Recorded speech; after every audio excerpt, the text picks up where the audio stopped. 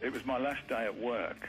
I went home for lunch and I said to my mother, I'm not going to go back. And she says, you go back to work, you finish off, don't you let them down. When my mother sent me back to work, they put me on a huge machine, a massive thing. And I didn't know how to work it. And as I was pushing the metal into the machine, it came down with such a force, and bang, and it just trapped my fingers, and as I pulled my hand back, I pulled the ends of the fingers off. There was blood going all over the place. I don't even remember how I got to the hospital when somebody arrived with my fingertips in a matchbox, and they were just, as far as the hospital was concerned, I could never play again. I was extremely depressed and very down, and the manager from the factory came to visit me at home.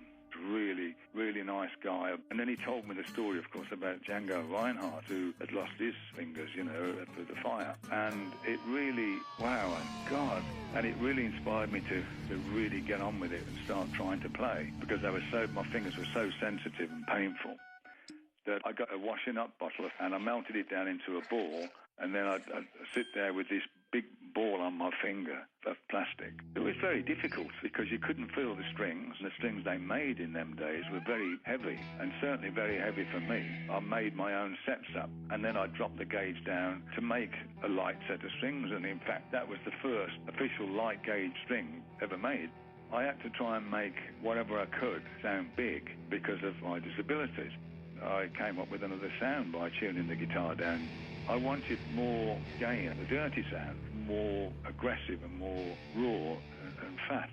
I plugged it into the bass socket of the amp, which gave it a bit more sort of oomph. And that was my sound then.